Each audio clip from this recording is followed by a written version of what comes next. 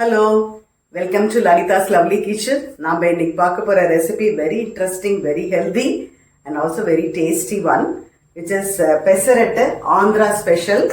அதை என்னோட ஸ்டைலில் எப்படி பண்ணலாம் அப்படிங்கிறத பார்க்கலாம். ஸோ இதுக்கு நான் இந்த மாவு எப்படி பண்ணிட்டேன் அப்படிங்கிறத ஃபர்ஸ்ட்டு சொல்கிறேன். இந்த டம்ளருக்கு 2 கிளாஸ் பச்சை பயிறு ஃபுல்லாக தோலோடு இருக்குமே, பயிறு ஃபுல்லாக இருக்கிறது பச்சை பயிறு 2 கிளாஸு. அதுக்கு இதில் 1/2 கிளாஸ் அரிசி போட்டிருக்கேன். அதுக்கப்புறம் 2 டேபிள் ஸ்பூனு கடலைப்பருப்பு. ஸோ பயிறு பச்சை பயிறு 2 கிளாஸ், 1/2 கிளாஸு அதுக்கு அரிசி, என்ன கொஞ்சம் கிறிஸ்பியாக வரும்ன்ட்டு. இந்த கடலைப்பருப்பு எதுக்கு 2 டேபிள் ஸ்பூன் போட்டுட்டோம்னா அதுவும் கிறிஸ்ப்னஸ்க்கு தான், வேற ஒன்றும் இல்லை. ஸோ இது உங்களுக்கு தெரியும், இந்த பயிறு ரொம்ப full of protein. So you can have it for the breakfast. இதை எப்படி டேஸ்டியாக பண்ணலாம் அப்படிங்கிறத பார்க்கலாம். ஸோ இதை நான் ஒரு 4-5 ஹவர்ஸ் ஊற வச்சுட்டு, அது கூட நான் இது 6 people சர்விங், அதனால ஒரு 3 பச்சை மிளகா, அதுக்கப்புறம் இவ்வளோ நீளம் இஞ்சி, அதையும் தோல் சேர்த்துட்டு எல்லாம் ஒன்றா போட்டு அரைச்சிருக்கேன். தேவையான அளவு உப்பும் போட்டு கலந்து வச்சுட்டேன், ரெடியாக இருக்கு. நார்மலாக இந்த பெசரட்டுக்கு இஞ்சி சட்னி பண்ணுவா. நான் இது because it is hot, season is very hot, summer. I don't want to make inji chutney for this, but I am making something different, but which will go very well with this pesarattu தான் இப்போ காமிக்க போகிறோம். முதல்ல சட்னிக்கு உண்டானது வறுத்து வச்சுட்டுலாம், so that அது ஆறி சட்னி பண்ண ரெடியாக இருக்கும். அதுக்கப்புறம் பெசரட்டு எப்படி பண்ணலாம் அப்படிங்கிறத பார்க்கலாம். ஸோ பாண்டியில் ஒரு ஸ்பூன், ஸ்மால் டீஸ்பூனுக்கு ஒரு டீஸ்பூன் போட்டுருக்கேன் எண்ணெய். இப்போ முதல்ல நம்ம அதில் வறுக்க போகிறது கடலைக்காய்.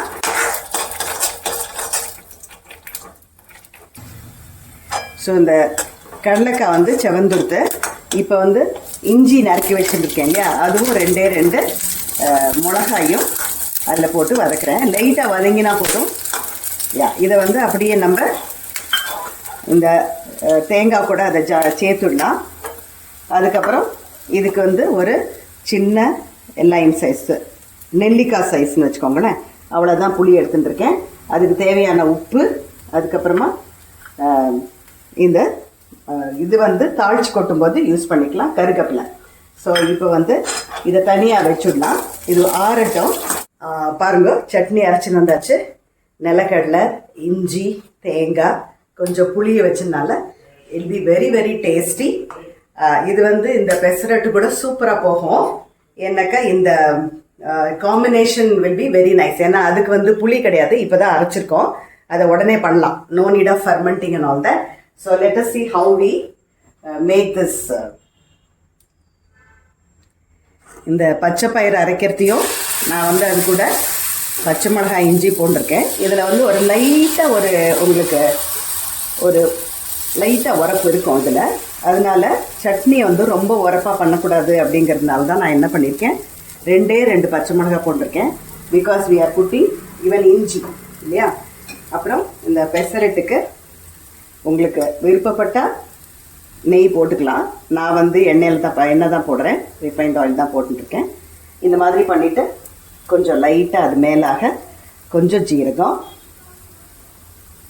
கொஞ்சம் ஆனியன், அதுக்கப்புறம் கொஞ்சம் பச்சை கொத்தமல்லி, இதெல்லாம் போட்டுட்டு கொஞ்சம் லைட்டாக ப்ரெஸ் பண்ணி விட்டுடணும். இதை கொஞ்சம் லைட்டாக ப்ரெஸ் பண்ணி விட்டுட்டோம் இல்லையா. இப்போ இது இதில் ஒட்டின்ற கவலைப்பட வேண்டாம். இப்போ என்ன பண்ணலாம், கொஞ்சம் எல்லா பக்கமும் எடுத்து வருதான்னு பார்த்துடலாம். அதுக்கப்புறம் இது இன்னொரு தடவை திருப்பி போட வேண்டாம், only one side.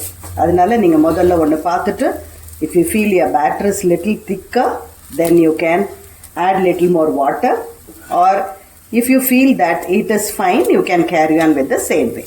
So dosa வாக்கும்போது இந்த மாவு கன்சிஸ்டன்சி மாத்திரம் பார்த்துக்கோங்க. ரொம்ப கெட்டியாக இருந்ததுன்னா திக்காக தான் வரும், ஏன்னா நம்ம திருப்பி போடுறது இல்லை இல்லையா. அதனால இந்த மாதிரி கொஞ்சம் தின் பண்ணிட்டுட்டேன்னா it be very tasty and nice. So இந்த மாதிரி தின்னாக விட்டுட்டு அதுக்கப்புறம் மேலே ஸ்ப்ரெட் பண்ணுறோம், ஏன்னா நம்ம திருப்ப மாட்டோம்.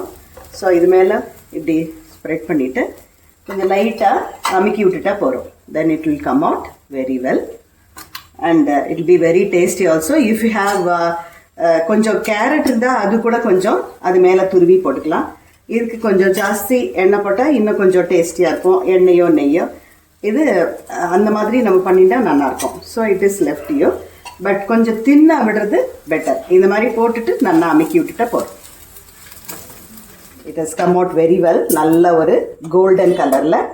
ஸோ இந்த மாதிரி பெசரெட்டு பண்ணிவிட்டு அதுக்கு இந்த கொஞ்சம் இஞ்சி கடலைக்காய் போட்டு வதக்கின சட்னியை பண்ணினா எக்ஸலண்ட்டாக இருக்கும்.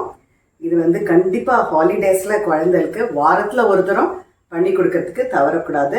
ஏன்னா இதில் full of protein. Either you can make it as dinner or maybe the breakfast. நல்ல ஸ்டமக் ஃபில்லிங்காக இருக்கும் and it is very very good. If you want to use this onion in this போட்டுக்கோங்க. If you are not ready to use the onion also fine, அப்படியே நீங்கள் பண்ணியும் சாப்பிடலாம். I hope you like this recipe. Please try it, enjoy it. I will meet you in the next lovely video. Bye bye.